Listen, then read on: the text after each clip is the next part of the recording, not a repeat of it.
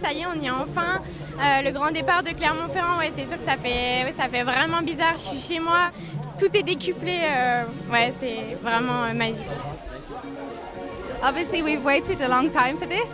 Me, a year longer than everyone else, so I'm really happy to be here. This is the second one. I take in mind a lot of nice memory, especially for the people. C'est toujours un peu stressant avec le monde et tout ça. On a l'habitude de voir du public, mais autant pas vraiment. Donc non, on a très hâte de prendre le départ et voir comment ça se passe. Mais en tout cas, très heureuse d'être là, oui. Everybody, of course, is in the run-in. Everybody is doing the preparations and getting ready. And then finally, the day is there that it's getting started. I'm really excited to be here again. Good memories from last year, so ready to fight for it again.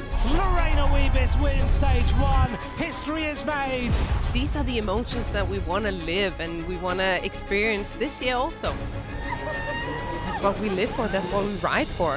For the watchers, it's really nice to have a duel between me and Demi. Will be a big battle for sure between us. Of course, Annemiek is a rider you can never count out, and she's very important in this race, I think. This Tour de France is a race everybody has really in mind and really peaks towards too. So, from my feeling, I think we cannot say it's only a battle between me and Annemiek. We're underway with edition 2 of the Tour de France Femmes avec Zwift. Première étape, 100% Puy de Dôme avec 123,8 km autour de Clermont-Ferrand, pas de grosses difficultés, mais une journée casse-pattes avec la côte finale de Durtol, 1,7 km à 7%, qui pourrait priver certaines sprinteuses de la victoire et donc du premier maillot jaune. Attention à tous. Départ de la première étape du Tour de France Femmes. Ce deuxième Tour de France Femmes de l'histoire pour les 154 coureuses qui sont lâchées maintenant pour cette première étape entre Clermont-Ferrand et Clermont-Ferrand. Très vite, les premières offensives se succèdent, mais personne ne parvient à créer l'écart. La première heure est avalée à plus de 40 de moyenne par un peloton qui ne laisse pas sortir. Martina Alzini est la première attaquante de ce Tour de France, mais comme Marie-Morgane Ledinf juste après, l'Italienne est rapidement rattrapée. Les favorites ne veulent pas prendre le moindre risque avant un final piégeux, alors leurs équipes mènent la chasse et la vitesse, associée à la nervosité inhérente à un début de grand tour, provoque la première chute. Oh, crash! One rider is in the field at the side of the road.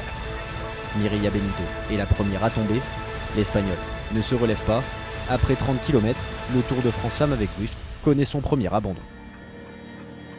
Une chute qui profite à Tiffaine Laurence. La Française a lancé son attaque juste avant que Benito ne se retrouve à terre. Le peloton ralentit alors et laisse 30 secondes avant de rapidement réenclencher. La poursuite dure une vingtaine de kilomètres avant que Laurence ne baisse pavillon.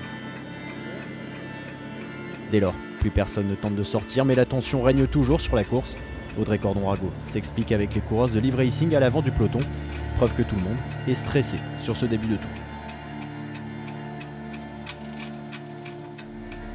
Il faut attendre les premiers pourcentages pour trouver une attaque réussie, celle de Marta Lahr qui prend sa chance à 45 km de l'arrivée. La récente vice-championne de Pologne du contre-la-montre est une cliente dans l'effort solitaire. Elle va prendre pratiquement une minute d'avance, mais le sprint intermédiaire est trop proche. Lahr tient le coup pendant 15 km, mais doit elle aussi s'incliner.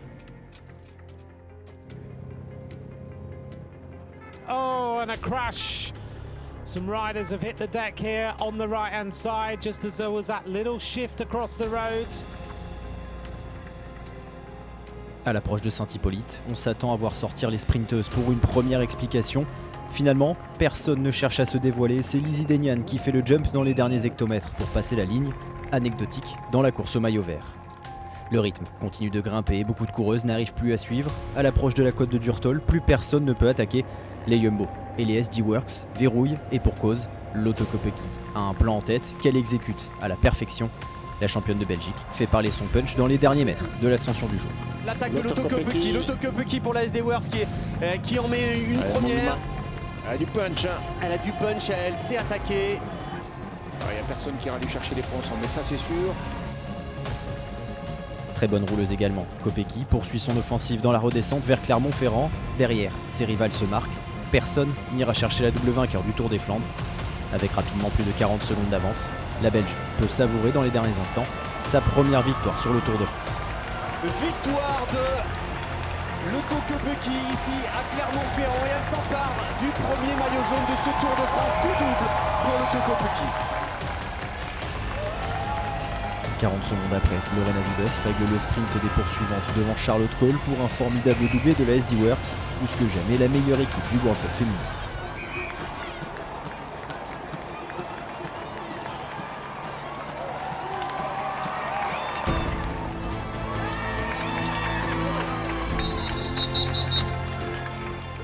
SD Works termine même dans le top 10 de cette première étape puisque Demi Vollering prend la 6ème place à Clermont-Ferrand. Annemiek van Vleuten n'est pas dans le top 10 mais reste dans le même temps que sa compatriote et rivale.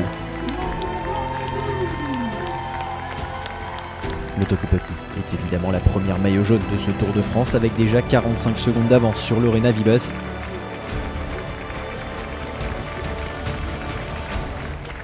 It was something that was actually on my mind already quite a long time. I think the last 3 weeks I was joking about it with my best friend, and every day we texted each other and we said like 10 kilometers to go to yellow. So yeah, it's amazing that I can also just do it, and this year we just have a super strong and a super good team together, and it's really nice to race like this. La Belge est également maillot vert grâce aux 50 points de sa victoire devant Ashley Moolman-Pasio et la tenante du maillot du classement par points Marianne Vos. Passé en tête au sommet de la seule difficulté, Kopecky est également maillot à poids de meilleure grimpeuse. Deuxième, en haut de la côte de Durtol, Katarzyna Niewiadoma portera la tunique lors de la deuxième étape. Seul maillot que Kopecky ne porte pas, le blanc de meilleure jeune sur les épaules de Cédrine Carbaol, première française à porter un maillot distinctif sur le Tour de France Femmes by Zwift.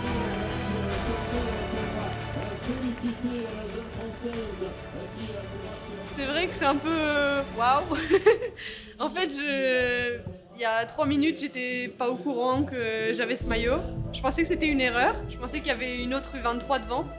Et donc en fait, je suis retournée au campeur de l'équipe. Et là, on m'a dit, mais non, Cédrine, il faut que tu ailles au podium. Je dis quoi? Et c'est un peu, c'est la surprise du coup du jour. Mais je compte bien me battre pour le garder jusqu'au bout. L'Artamar a elle été élue combative de la journée et portera le dossard gris demain entre Clermont-Ferrand et Mauriac. Les routes du Cantal, certainement le théâtre des premières escarmouches entre les favorites pour le podium final.